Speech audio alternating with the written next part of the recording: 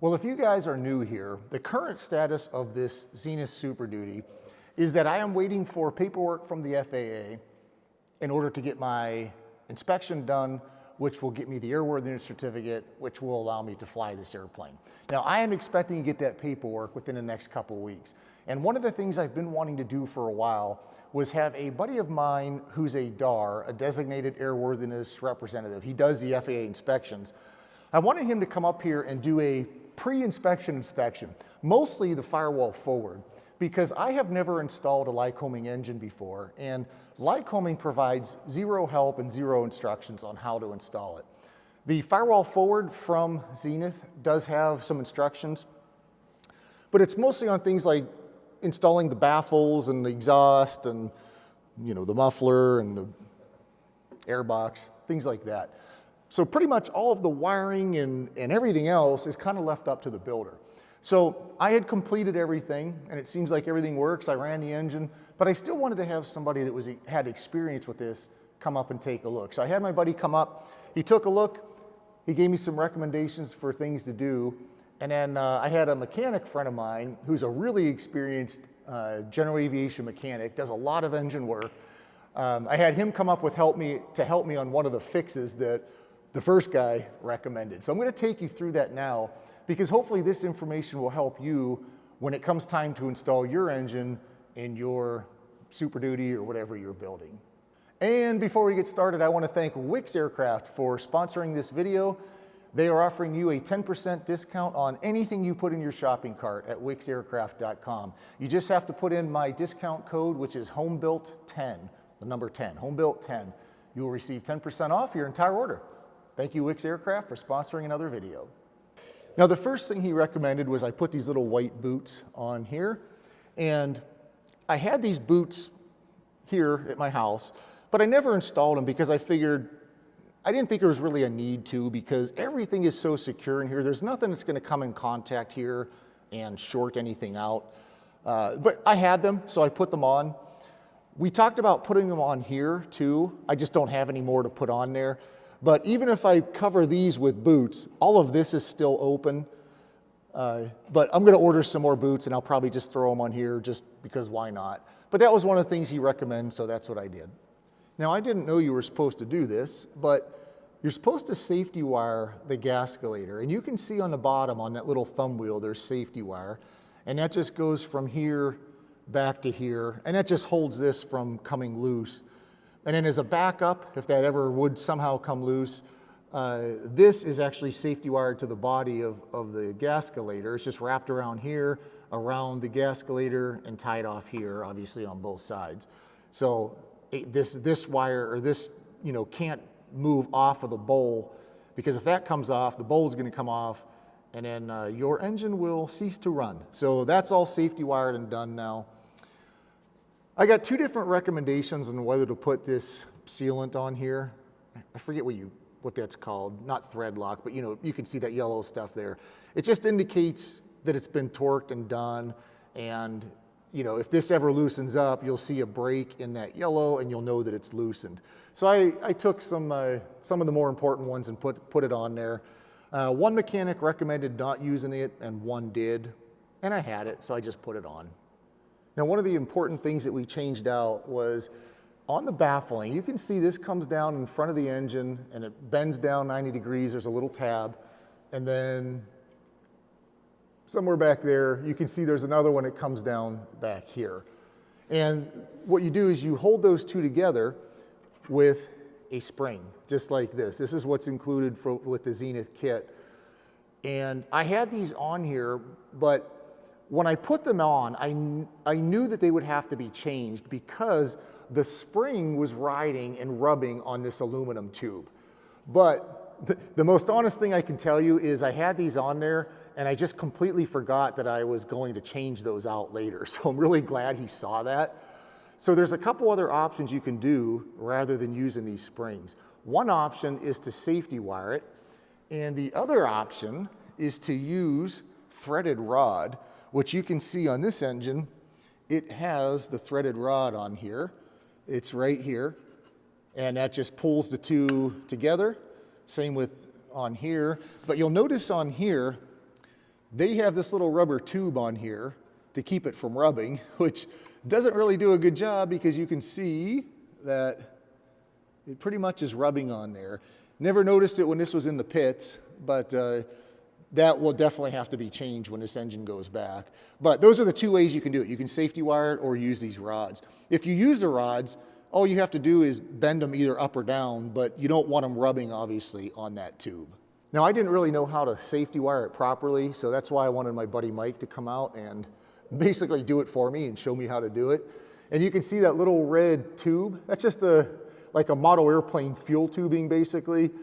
But the safety wire is inside there, and he just has the two safety wired together. But what you do, I can show you better on this side, is you just wrap the safety wire around a washer. See that washer right there? And the safety wire goes through that red tube into the back here, and it just safety wires it together. So he did all that for me, did a great job, and now it's no longer rubbing on these aluminum tubes. So it's nice to have that done and fixed. That was really all they found with the engine installation, but there's one thing I'm going to change, and I'm going to do that today, is you'll see this big gold block right there. That is the remote oil filter. So you have the oil filter mounted down here, and you can see the tube or a hose here and a hose on the other side. They come up into the bottom of this.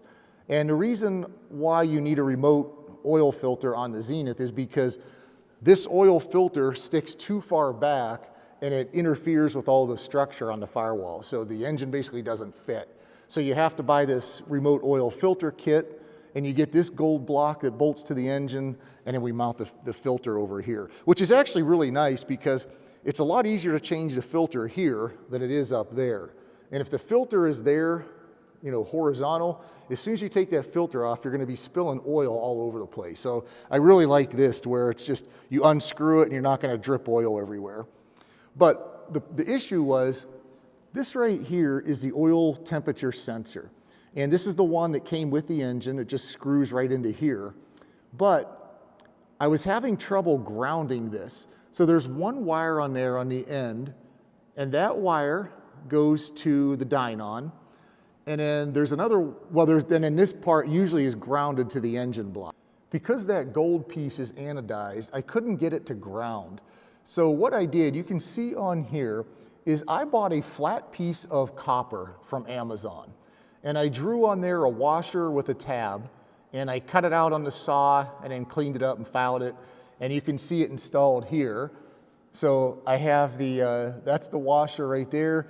This little wire right here is just going to ground, and then there's a crush washer in between. And this works. It doesn't leak. The temperature indications are right on. So there's technically really nothing wrong with that, but I just don't like it. But I didn't know of any other better way to do it. I didn't know there was another way to do it. But guess what? There is a better way to do it. I saw on the Zenith airplane that they have one like this that has two wires coming out of it. So one of these goes to ground and the other one goes to the dynon, and now it'll work perfectly. It already has the crush washer on it. So what I'm going to do is take mine out and put this one on. Well, the first thing I'll do is take off the nut, the washer, and the lock washer that's on the back. Hopefully I won't lose it, but if I do, kind of doesn't matter because I'm not going to reuse it. And we'll take the wire off. This one goes to the dynon, so this will hook up to the new sensor. All right, now I'll take that out and I can get rid of that. Now I'm guessing I may get a little oil that spills out of there. So I put some paper towels under there.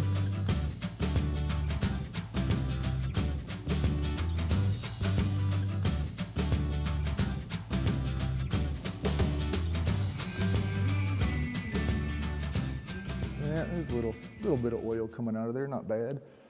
All right, let's get rid of this.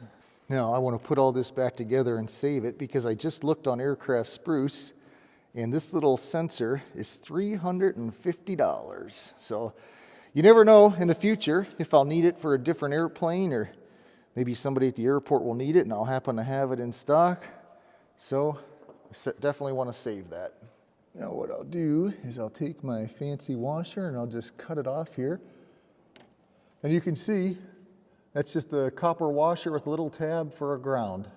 Well, there's definitely quite a bit of oil that kind of dripped out of there or spilled out of there, so I'll have to remember next time I start this engine, I'm probably going to smell burnt oil, but I'll just have to not panic and remember that it's gonna kind of burn off whatever came out of here. So I'm gonna try to get as much as I can out of there and dry it off, and then I'll put in the new sensor. Now I'm looking in my little electrical box here, and there's 3 ways I can do this. I could connect it together with this, or I can disconnect it if I ever have to, or I can crimp them together with one of these, or I can use one of these.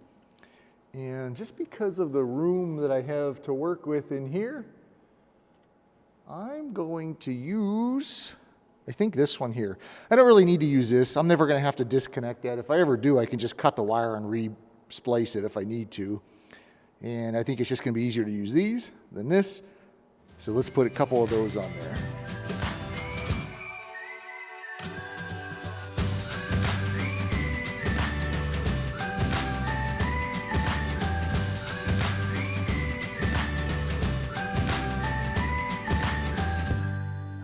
Take one of these wires, or as Bob Ross would say, we'll take one of these happy little wires. You know what I need to do? I need to cut this zip tie off just so I can work with this wire a little bit better, and then I'll re-zip tie it. That'll just free up the wire to give me a little room to work with it. All right, and the instructions for this say it doesn't matter which one goes to which, so you don't have to pay attention to that.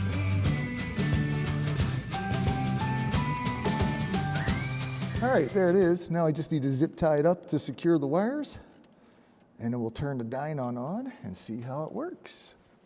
All right, we will boot up as a dynon, and we'll see. It's about 52 or 53 degrees in the hangar, so it should indicate somewhere around there.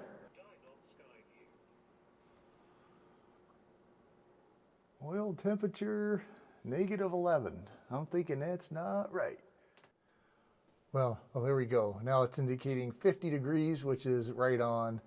And what I had to do is I had to go into the sensor setup and actually change the sensor in the dynon. Super easy to do, but we're all set. All right, the only thing left to do is safety wire the sensor, safety wire that, and we're done. Well, they are both safety wired. I got this one safety wired. This one's safety wire. It's probably the shortest piece of safety wire I've ever done, but there's nowhere else to safety wire this, so I safety wired it right to here. That is all complete. And I wanted to show you one other thing I did too, is I put on the, around the glare shield here, I put on this rubber strip. And I'm kind of not sure if I like it on there or not. I kind of like the looks of it without it, but it's on there. Some people might like it better with it on, some might not. I got this from McMaster Car, and I'll put the part number in the description box below with all the other links if you guys need some of that. And I guess I can turn this off. Power off, power off. We're all done. Well, that's it, short video. I just want to show you quickly what the other 2 mechanics found when they looked at this. So everything's been everything's been fixed, it's done. It is now, I guess now I could call my airplane complete and ready for the FAA inspection. Thanks for watching, guys. Please subscribe to the channel if you have not done that yet. Leave a comment below because it helps me grow the channel. And don't forget to like the video or thumbs up or whichever one YouTube uses. See you on the next one.